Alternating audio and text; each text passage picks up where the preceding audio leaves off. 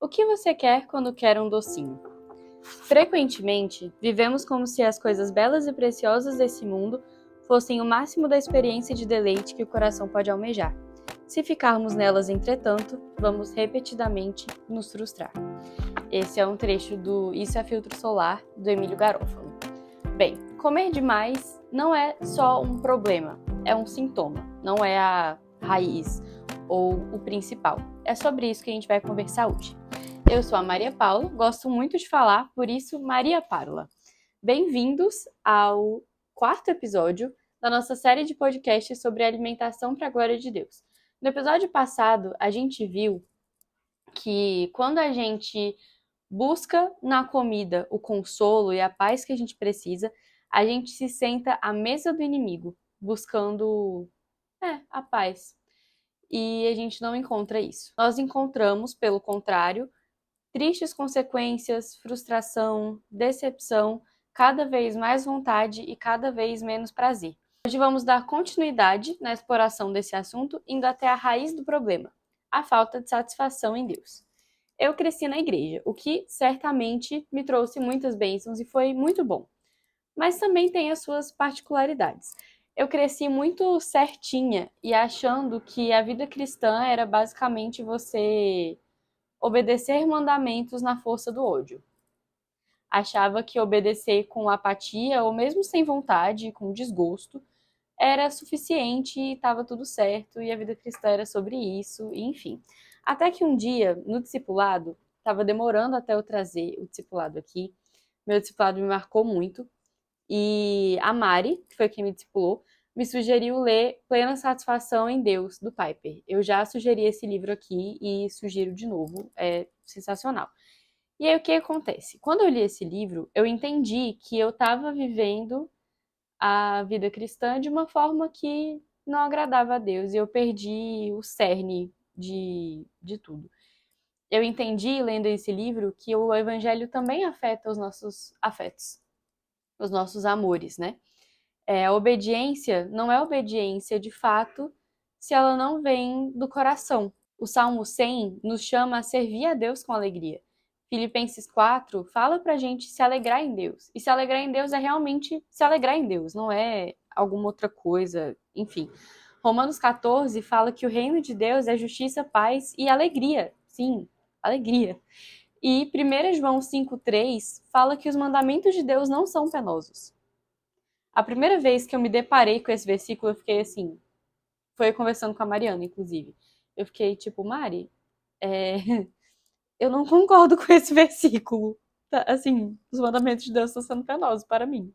O que que... Aí eu entendi que quem estava errado era eu, não o versículo. Enfim, e muita coisa mudou.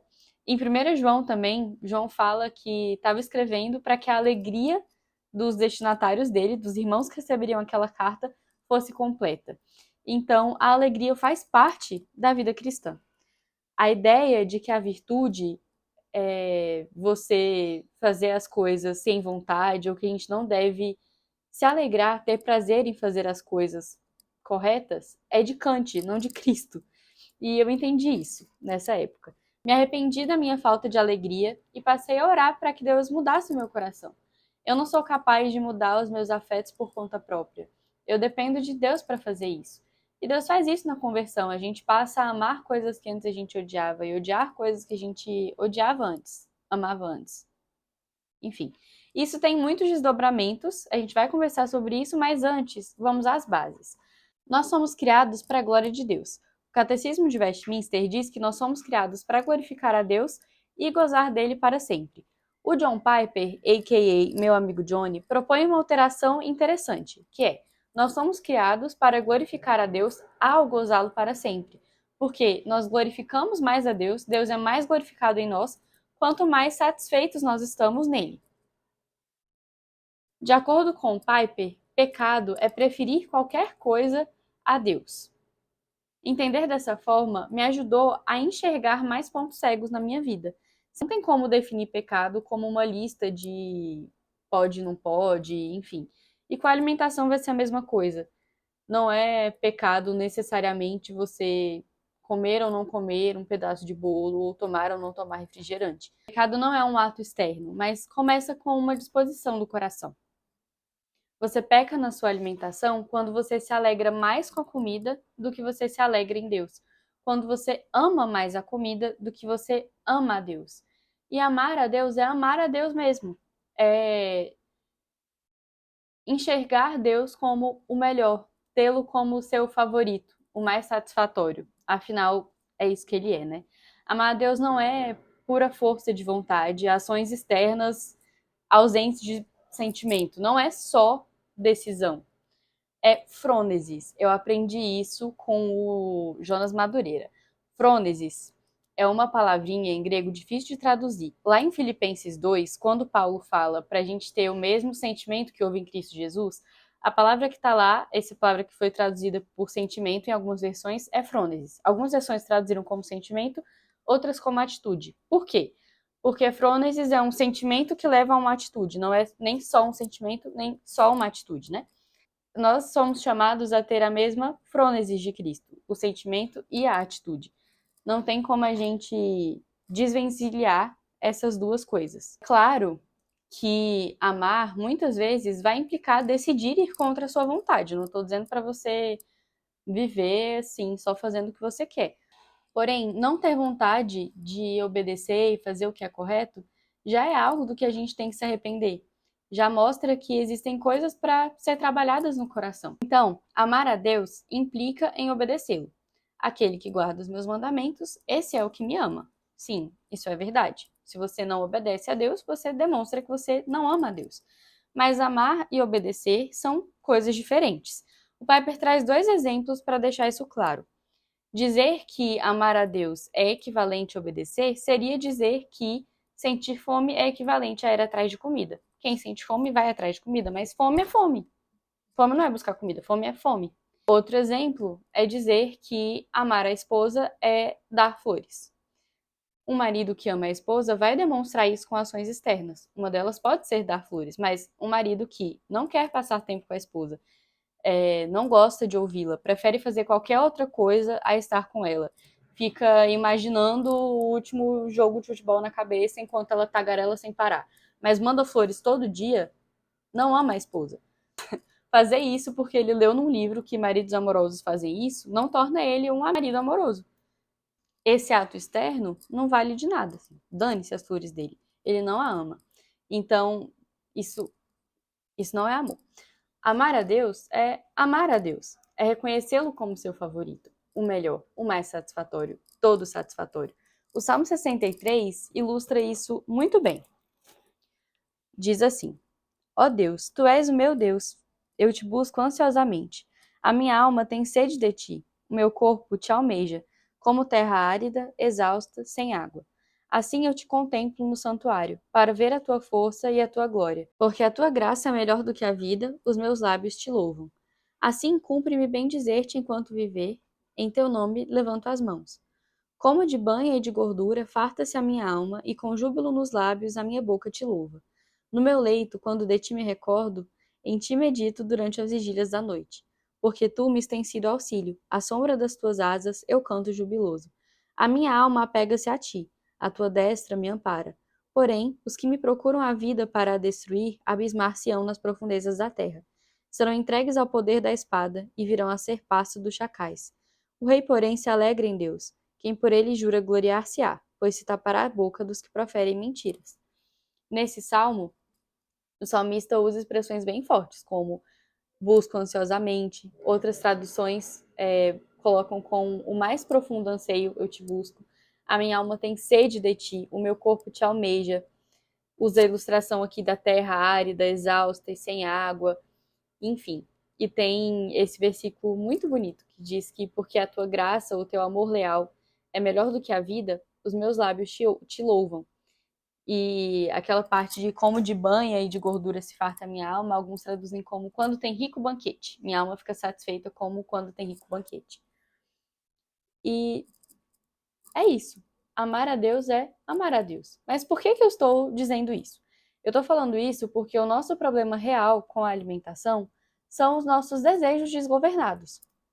E por que temos desejos desgovernados? porque os nossos amores estão depositados no lugar errado.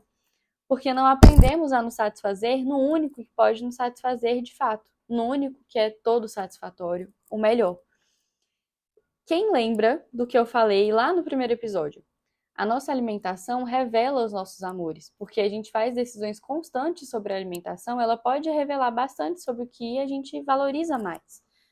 Vocês já leram Os Quatro Amores, do C.S. Lewis? Eu me surpreendi bastante com o livro. Eu não achava que teria tanta coisa tão interessante para pensar nele. Antes de começar a falar sobre os quatro amores propriamente dito, ele tem um capítulo mais introdutório que ele fala sobre o amor às coisas, que não tinha como deixar de fora, mas não estava dentro dos quatro amores. E aí, falando sobre o amor à natureza, as coisas criadas, ele fala assim: muitas pessoas, eu inclusive, jamais teriam, se não fosse o que a natureza faz conosco, algum conteúdo com o que preencher as palavras que devemos usar para confessar nossa fé. A natureza nunca me ensinou que existe um Deus de glória e infinita majestade. Tive que aprender isso de outras maneiras, mas a natureza deu à palavra glória um significado para mim. Como falamos no episódio 2, a alimentação é também um deleite. Deus nos criou com papilas gustativas, um trato digestório, um sistema de recompensas, noção do que é bom e do que não é, para que a gente também se deleitasse nisso, né? A gente podia ter sido criado tendo energia e nutrientes de outra forma, mas Deus quis fazer isso usando estômagos e línguas. E isso é muito bom, isso é maravilhoso. Porém, o C.S. Lewis continua dizendo o seguinte nesse mesmo capítulo: é preciso fazer um desvio, deixar as colinas e bosques e retornar aos nossos estudos, nossa igreja, nossa Bíblia, nossas orações. Do contrário, o amor pela natureza começa a se transformar numa religião da natureza. E então, mesmo que não nos leve a deuses sombrios, ela nos levará a uma grande dose de absurdo. E falando sobre grande dose de absurdo, eu lembrei de uma música do Harry Styles, que eu gosto muito, inclusive, é bem gostosinha de ouvir, muito legal, bem criativa também, mas que é uma boa dose de absurdo. O nome da música é The Grape Juice Blues, o blues do suco de uva que é um eufemismo para vinho. E aí é o seguinte, na primeira estrofe, ele tá falando sobre um amor que ele teve e perdeu, tava pensando sobre isso e tal, e aí ele até teve uma ideia assim de comprar um buquê de flores para a menina, porque nunca teve outra pessoa que era tão perfeita para ele e tal. Mas aí ele desistiu dessa ideia e falou: "Me traga algo vermelho e velho". E aí ele começa a partir de então, porque antes na primeira estrofe ele estava se referindo à menina, né? Ele começa a se referir ao vinho. E ele fala assim, there's no getting through. Enfim, ele fala que não tem como superar coisas difíceis, não tem como atravessar situações complicadas sem o vinho. Ele fala, somente eu e você, garrafa de vinho. Nós dois lutando contra os problemas do mundo, enfim. É uma música divertida, mas é bem absurda, assim. Seria cômico se não fosse trágico, né? E no seu caso, pode não ser vinho, mas provavelmente tem alguma coisa que você cantaria assim, tipo, There's no getting through without you. Tem sim. Pode ser uma barra de chocolate, pode ser um pote de brigadeiro. Talvez para você não seja o blues do suco de uva, mas seja o blues do leite condensado. Vamos parar para pensar aqui. Responde honestamente. O que que te traz mais consolo num dia estressante, tal, difícil? Você se consola mais pensando em Deus e desfrutando da doce comunhão que nós podemos ter com o Pai, ou pensando na ideia de chegar em casa e comer um docinho? Um minuto de silêncio, fica aí a reflexão. E se eu te disser que isso é um sintoma? Não apenas de resistência à insulina, que provavelmente pode estar envolvida aí, né, com essa desregulação do sistema de recompensas, mas de um problema maior: falta de alegria em Deus. O Piper escreveu um artigo muito interessante sobre pecados sexuais, que também se aplica ao pecado da gula e vários outros. Ele pega o Salmo 51, que é um salmo de arrependimento de Davi, depois que ele adultera com Batseba e assassina o Urias e tal. E aí ele nota uma coisa muito interessante, que é o seguinte: em nenhum momento no salmo, depois se você quiser você pode ir lá olhar, ele fala sobre adultério ou assassinato. Eu vou ler agora aqui um trechinho do artigo. Ele fala assim: esse não é o ponto principal, o adultério, o assassinato. O ponto principal é: restitui-me a alegria da tua salvação. Por quê? Porque quando a alegria se esvai, eu busco a pornografia. Quando a alegria se esvai, eu começo a passear pela vizinhança à procura, né? Quando a alegria se esvai, eu fico me coçando para estar com outra mulher. Quando a alegria se esvai, etc, etc, etc. Todo pecado externo é um sintoma de ausência de alegria. E esse salmista sabe como lutar, porque ele pede a Deus para que restaure sua alegria no Senhor, né? E o C.S. Lewis termina aquela sessão sobre amor à natureza da seguinte forma: a natureza não é capaz de satisfazer aos desejos que desperta, nem de responder a perguntas teológicas, nem de nos santificar. Nossa verdadeira jornada para Deus envolve frequentemente dar as costas a ela, com frequência deixar os campos orvalhados e ir a uma igrejinha exígua. Esse amor, o amor à natureza, quando se pretende religião, começa a ser um Deus, e, portanto, um demônio. E os demônios jamais cumprem as suas promessas. A natureza morre naqueles que tentam viver pelo amor a ela. Faça suas orações num jardim pela manhã, ignorando resolutamente o orvalho, os pássaros e as flores, e você sairá dali impressionado com o frescor e a alegria. Vá para o jardim com o propósito de ser impressionado, e depois de uma certa idade, 9 entre 10 vezes, nada lhe acontecerá. Já percebeu o mesmo acontecendo com a alimentação? Comer é um deleite, mas quando você vai comer buscando ficar feliz, você não costuma ficar feliz. Eu não, pelo menos. E eu entendo que a mesma coisa aconteça com você. A gente vai comer para ficar feliz e a gente termina culpado e triste e pensando nas roupas que não cabem. Enfim, não funciona, né? Eu até comentei, não lembro agora qual episódio, o pessoal que estuda neurociência tem mostrado que o sistema de recompensas desregulado vai fazendo com que você fique mais insensível às coisas que ativam o sistema de recompensa e dão prazer, né? Então não funciona. Vou contar um caso aqui para vocês. Eu regularmente preciso ir a consultas que eu detesto. A médica não tem culpa. Ela é uma fofa, ela é um amorzinho de pessoa, ela é uma excelente profissional, mas eu detesto ir para lá. Eu passo a semana antes da consulta meio tensa e tal. E o consultório dela é num shopping. E aí, saindo do consultório, tipo, você sai da torre do consultório, você dá de cara com uma barraquinha do McDonald's, daquelas só de sobremesa. E aí, toda vez que eu faço a consulta com ela, eu saio de lá, imediatamente eu paro na barraquinha do McDonald's, e aí eu peço um top sundae de chocolate com felicidade extra, sabe? Tentando, assim, me acalmar.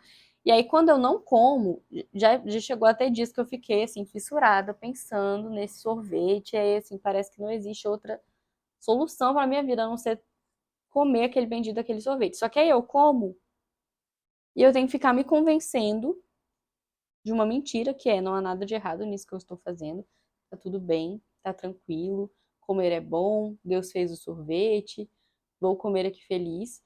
Aí eu tento saborear cada pedacinho, assim, mas eu termino rapidinho, num piscar de olhos acabou, a angústia continua e nada se resolveu.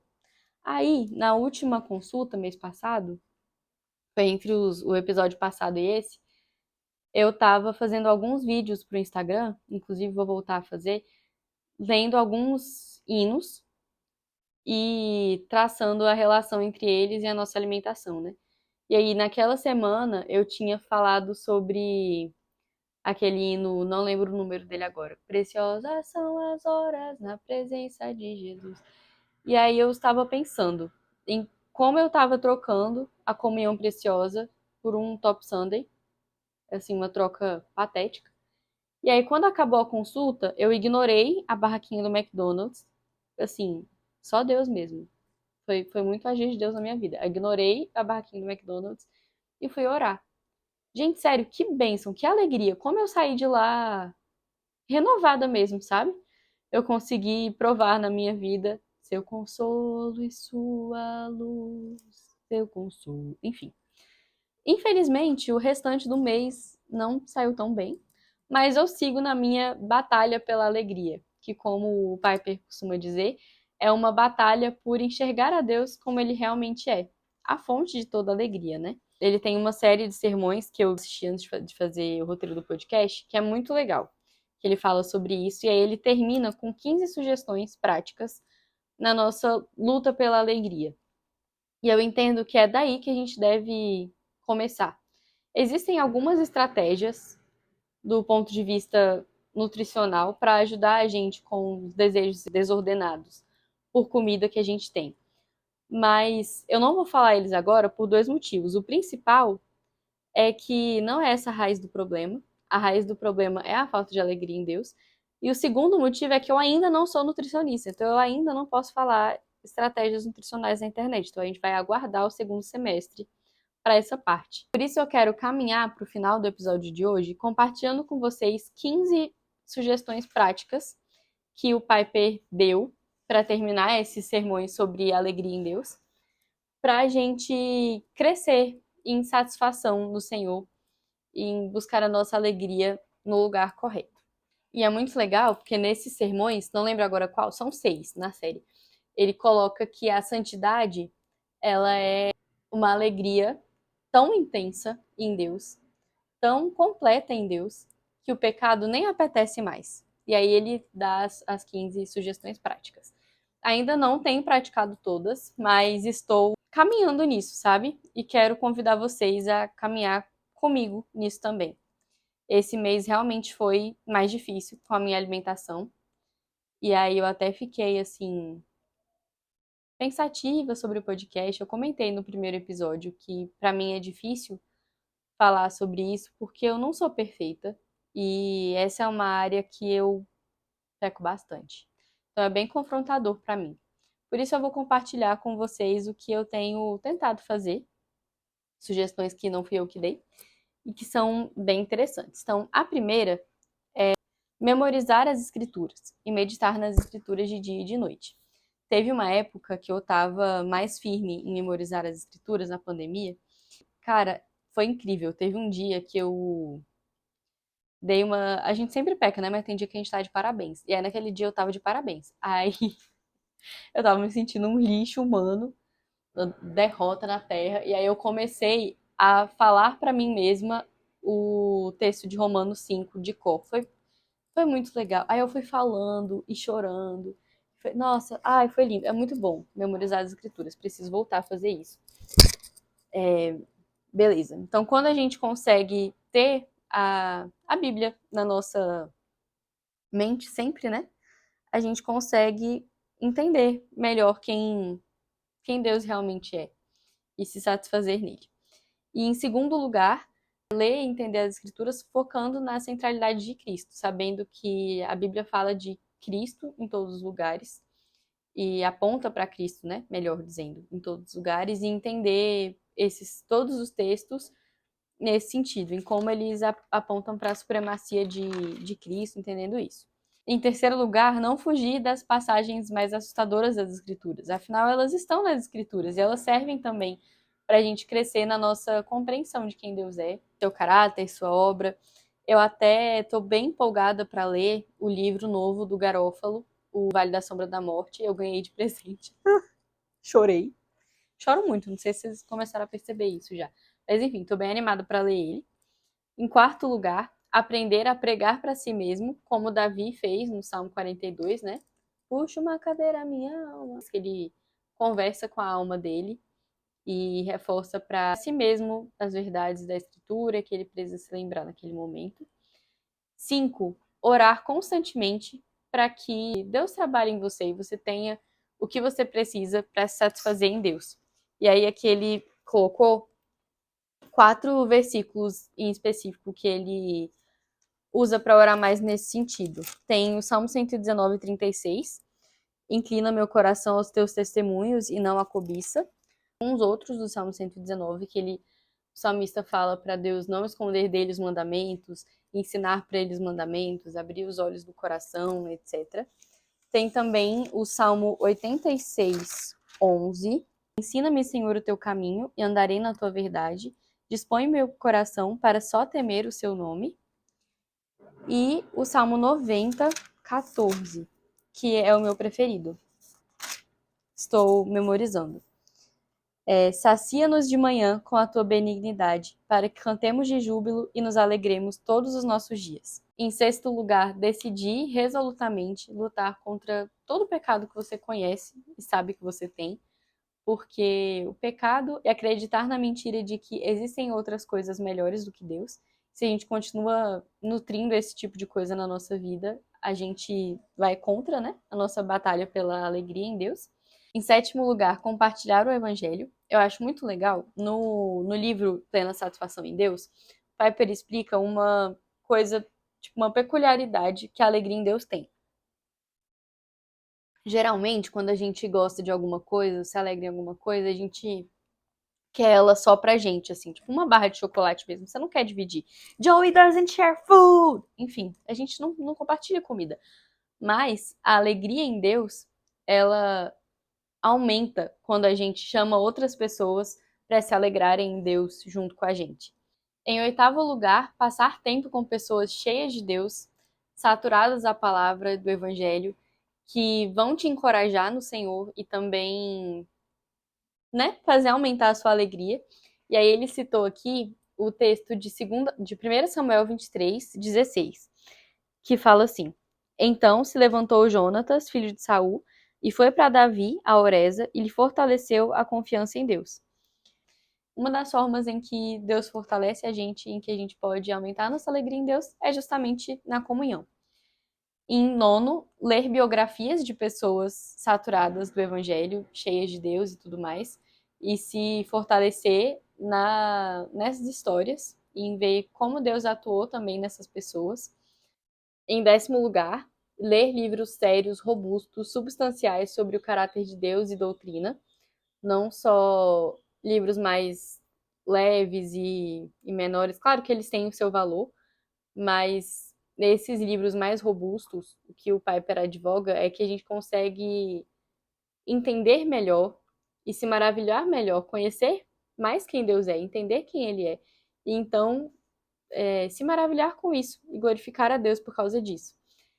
Essa, essa sugestão é uma coisa que eu ainda preciso caminhar mais, confesso. Por mais que eu goste bastante de ler, eu fujo um pouco dos livros mais difíceis muitas vezes. Inclusive, aceito sugestões. Deixa aí sugestões de livros robustos sobre o caráter de Deus e doutrina, etc., para eu ler. E os outros também, né? 11º, ter o descanso, a dieta, o sono e o exercício que você precisa. E eu achei muito legal que ele falou que esse foi o 11º e não o primeiro. Então, não é o principal, mas é uma coisa muito importante. Você não é uma alma penada. Você é um ser humano. E principalmente nesse contexto de alimentação, cara, isso faz muita diferença. Minha alimentação esse mês começou a desandar numa semana mais estressante, que eu não estava dormindo direito, enfim. Que aí a fome aumenta, você começa a querer comer mais. E quando a gente come mais, e pior, a gente passa ainda alguns dias com uma fome aumentada, essas outras coisas meio desreguladas, enfim, bagunça tudo. Então é muito importante comer, dormir, fazer exercício. Você é um ser humano dentro de um corpo. Isso ajuda muito. É até legal que ele citou aqui como exemplo que ele estava orando para que ele fosse mais paciente com a esposa e os filhos. Ele falou que estava sendo muito, sabe, dando patada, sendo muito chato, assim, e grosso, qualquer coisa. E aí ele percebeu que quando ele dormia direito, ele ficava mais paciente. E aí ele parou para pensar um pouco mais e entender que ele é uma pessoa, né? E essas outras coisas do nosso corpo também afetam a nossa vida. Então, enfim, essa parte é importante. 12º, enxergar a Deus na criação e usá-la da forma apropriada. Então, Deus fez coisas boas e as coisas boas da criação contribuem para a nossa alegria em Deus, nosso deleite em Deus. Quando a gente está cheio da palavra, andando com pessoas cheias da palavra e tudo mais. Quando as coisas estão no lugar, a gente consegue se deleitar em Deus em tudo, inclusive na criação. 13º, estar disposto a fazer o que é difícil e amoroso em prol das outras pessoas, se negar em prol das outras pessoas. 14º, ter uma visão global da missão e da obra de Deus no mundo. Você não é um crente isolado, sozinho, e Deus não está trabalhando apenas na sua vida ou na vida da sua igreja local, mas em toda a igreja espalhada pela face da terra. E essa noção faz muita diferença mesmo na vida. Eu lembro quando eu encontrei a Mari esses dias. A partir desse episódio. Eu não sei por que eu não estava falando da Mari antes. Ela marcou muito minha vida. Ela vai aparecer muitas vezes nesse podcast. E aí ela estava compartilhando algumas experiências que ela teve. Ela quer ser missionária na Ásia e ela visitou a Ásia um tempo ano passado. E aí ela compartilhou umas coisas que ela viveu. E, cara, realmente faz muita diferença a gente entender que Deus não tá cuidando só da gente, sabe? Da nossa igreja aqui. E em 15º, ser paciente durante aqueles períodos em que parece que Deus está ausente. Esperar de Deus a transformação dos nossos afetos. Em 15º, ser paciente nos períodos em que a gente não se alegra em Deus, a gente não enxerga Deus e parece que Ele está ausente. Essas fases vão passar e Deus vai cuidar da gente e a gente pode esperar no Senhor mesmo. É isso, estou tentando trabalhar nisso, vou compartilhar com vocês depois no Instagram, aí você me segue lá, algumas coisas que eu faço para me ajudar a memorizar alguns versículos e espero que você tope caminhar nessa batalha pela alegria junto comigo. Isso é de fato o principal. Não tem como falar sobre alimentação para a glória de Deus sem partir daí. Viver para a glória de Deus, se deleitando nele acima de tudo. Né? E aí, para encerrar, eu vou compartilhar 3 indicações de obras com vocês. Uma delas vai ser, a gente vai ter hoje um livro e, na verdade, 2 livros e um cantor, tá? Vão ser várias obras. 2 livros e uma banda. Porque, enfim, não me contentei com um pouco só. O primeiro livro é Louco Amor, do Francis Chan. Esse aqui, peraí, que eu tô com ele também. Tcharam!